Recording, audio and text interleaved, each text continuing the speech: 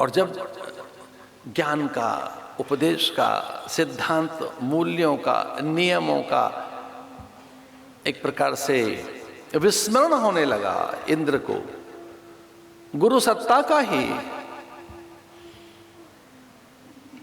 तो बलि ने आक्रमण किया। जानते हो विपत्ति, दौर्बल्यता, धन का अभाव, अपयश और विविध प्रकार के क्लेश कब आते हैं? जब पुण्य क्षीण हो जाते हैं, जब पाप उदित होता है। दुख तो पाप की फसल है। अनेक प्रकार के जो क्लेश हैं वो तो पाप की फसल है। और अभी जो अनुकूलताएं लिए बैठे हो ये कुछ दिन की ही हैं, थोड़े से दिन की हैं।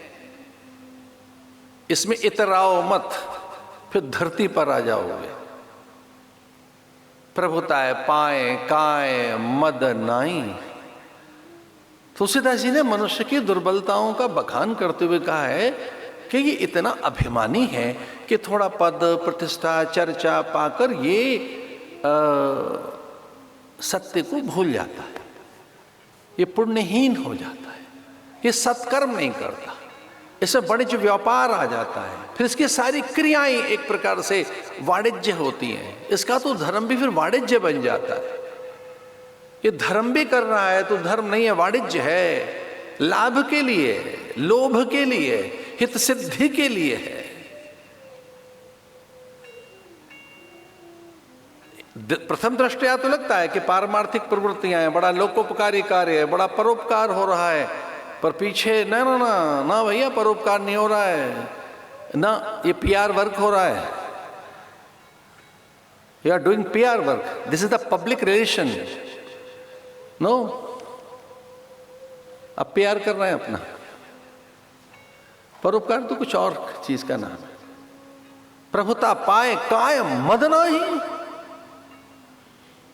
एक विनम्रता के साथ अहमन्यता का नाश करते हुए, अपने दर्प और कंदर्प और काम से विमुक्त होते हुए, और आप किसी के दर्द के साथ जुड़ जाएं और वो आपका स्वभाव बन जाए।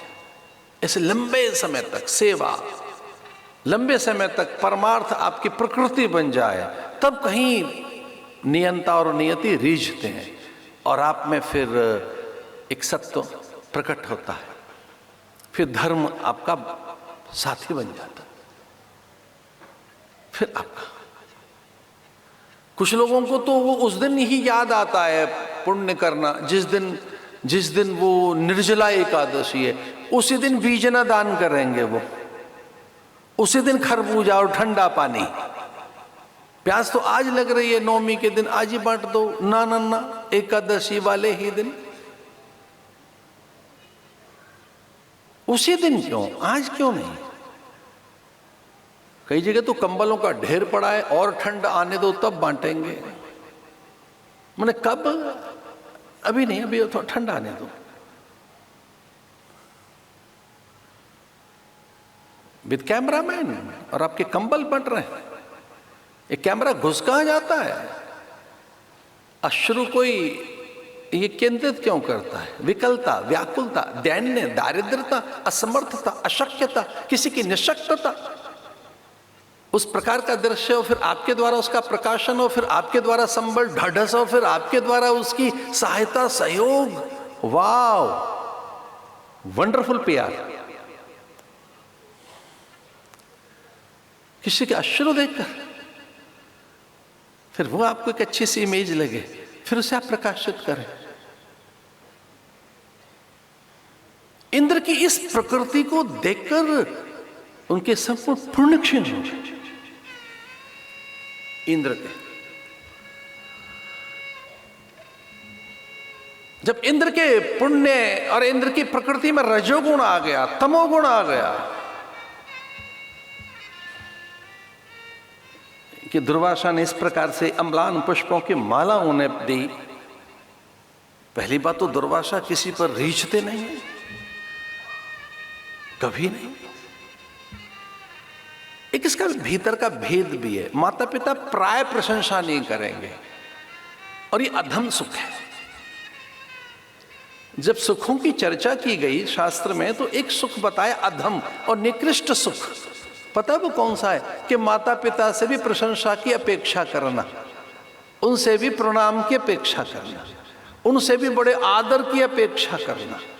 मतलब वो भी ये स्वीकार कर लें कि आप कितने महान हो गए, और वो आदर से झुकें।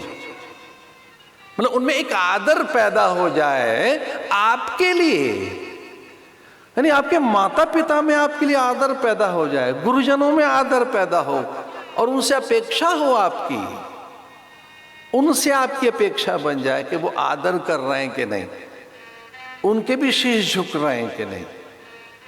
ये इंद्र में बात पैदा हो गई। तो अम्लान का अर्थ है जो कभी नहीं मुरझाएगी माला, जो पुष्प कभी नहीं मुरझाएंगे, ऐसी माला उतारकर उन्होंने उनके तप तेज से, त्याग से ऐसे